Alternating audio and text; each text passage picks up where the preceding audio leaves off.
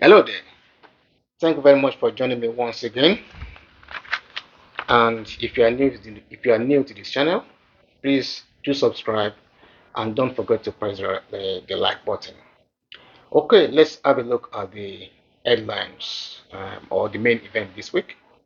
I think the biggest topic that has been discussed the last few days has been the evacuation or the surrender of the or withdraw of not surrender withdraw of Russian troops from Ukraine from Kherson. And there's been a speech today made by President Putin regarding this evacuation of the residents, which I'll come to in a moment.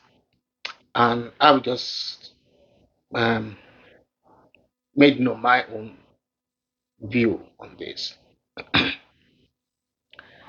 I don't think it is a withdrawal, not an it is a withdrawal.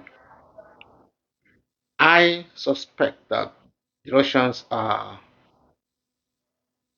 evacuating the residents so that they can fight a very deadly and terrible battle. And at the same time, I think this battle of Kherson should Ukraine made attempt to should they whenever Ukraine offensive starts. I think this is gonna be probably the battle of this war. Russia cannot afford to lose Kherson.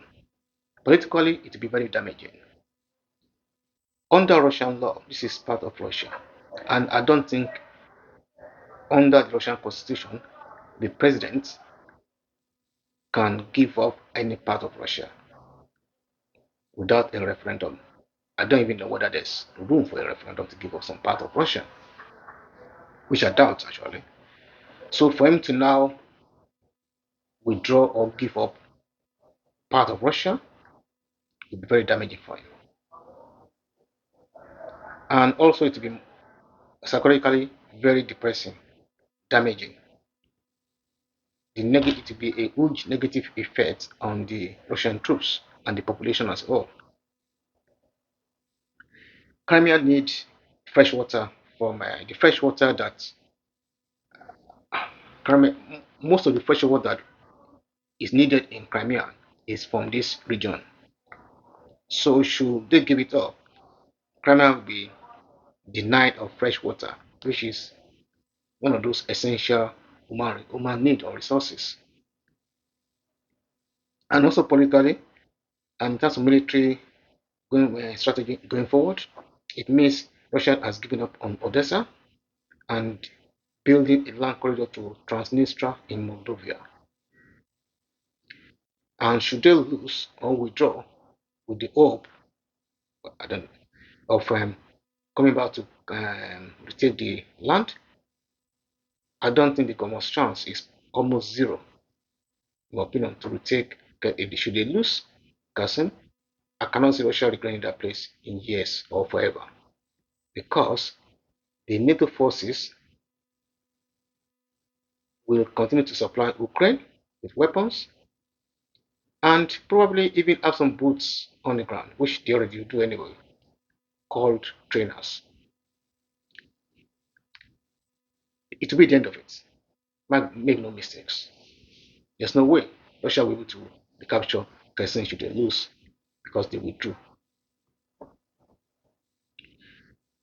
Okay, while we're at that, also, we're still on Ukraine. Another recent news headlines or talking points has been a statement made by the commander of the U.S. and United States Strategic Command, strategic weapons, which is basically the nuclear weapons. He's quoted to have said that Ukraine is a warm up and that the big war is coming. The big one, really big one, is coming, and it won't be very long.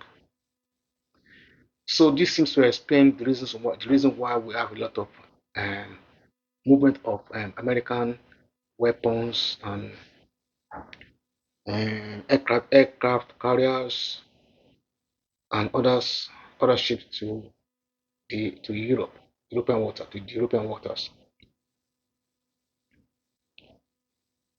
And also today, we've had the Iranian officials confirming that they've actually been supplying drones to Russia.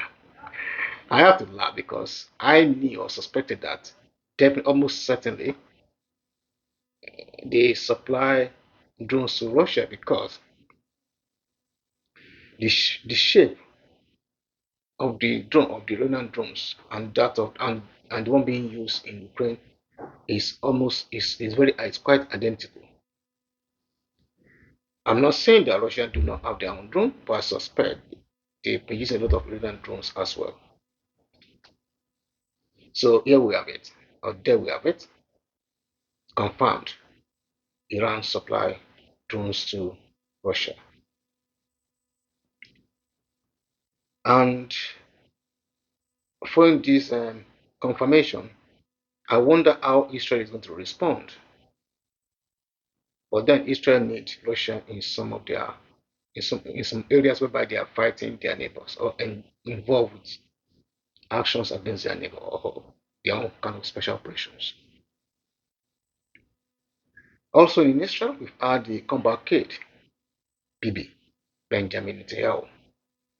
His party has won 62 of the, I think they've won about 62 seats. His party and the coalition, 62 out of 120 seats in the parliament. And apparently, according to reports, in the new coalition being formed, Benjamin Netanyahu's sorry, pardon me, Netanyahu's faction are considered to be the voice of reason with that because the other are quite against the two-state solution. And people think that Netanyahu was outlined. Now it looks like it's even going to be more outlined because of the government coalitions. So there we have it. Benjamin Netanyahu is back. And the G7 countries, they've agreed to put a cap on Russian oil, on a cap on Russian oil prices.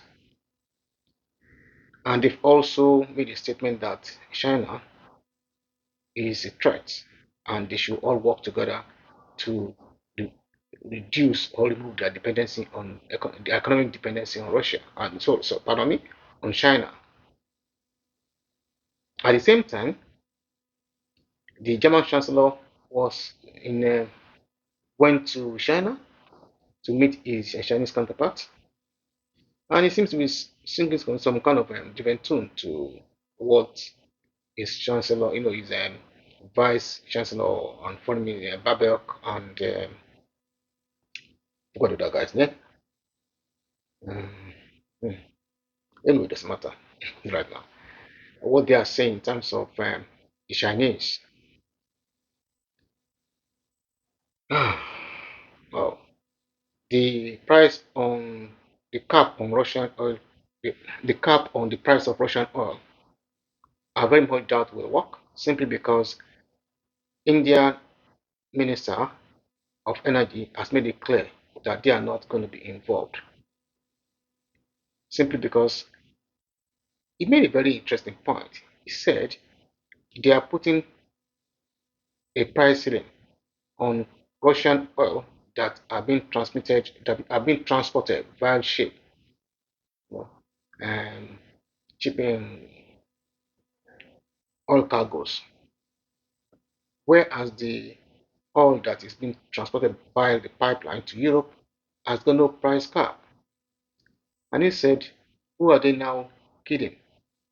He said, according to him, it looks like the sanction or the price, the idea is against India, not against themselves, because they made a room for themselves. Okay, we make this sanction, it doesn't apply to us because we get most of our oil through the pipe, but other people, you know, But we don't know because at the same time, the U.S. Under Secretary of State, Adeyemo, something like that, he made a statement that the sanction will only apply to the first um, for the first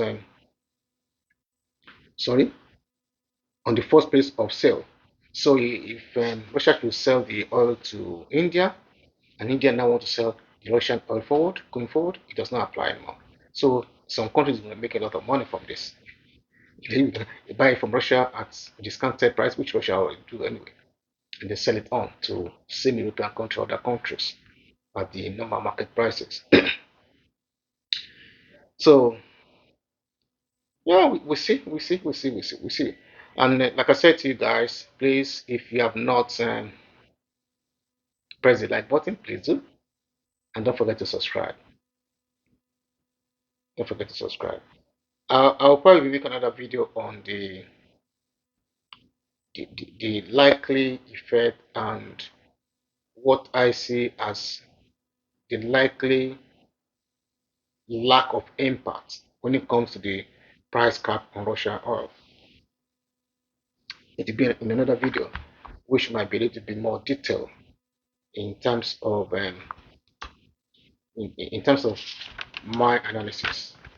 Because, like I said earlier on, I don't see this as working. And as you can see already, Russia seems to be expanding and strengthening its economic tie. It signed an agreement uh, with Iran to develop the gas sector, and between the two countries, they control about 40% of the world gas reserved. And you also got ties with Venezuela, Russia and Venezuela. So you have Russia, Venezuela, and you know, and Iran. These are oil producing countries, and Russia and Iran also produces gas. So taking Russia out does not actually solve the problem because Russia still got. Basically, I can't see how Russia will continue to make money. And now they decide to sell their gas through Turkey. So the gas will continue to be sold to Europe only through Turkey. Okay, they might make a bit less money, but it's going back into the market just through different routes, and Europeans will buy it anyway. So there we are, and I think I'm gonna round up, all these the news, and we see how our leaders, the not so the smart asses that are governing most of these countries, and okay, thank you very much, and like I said to you, good afternoon, good morning, good evening, and keep on looking for the truth. You know what? Truth is all we need, and when you know the truth will set you free. Take care. Ciao.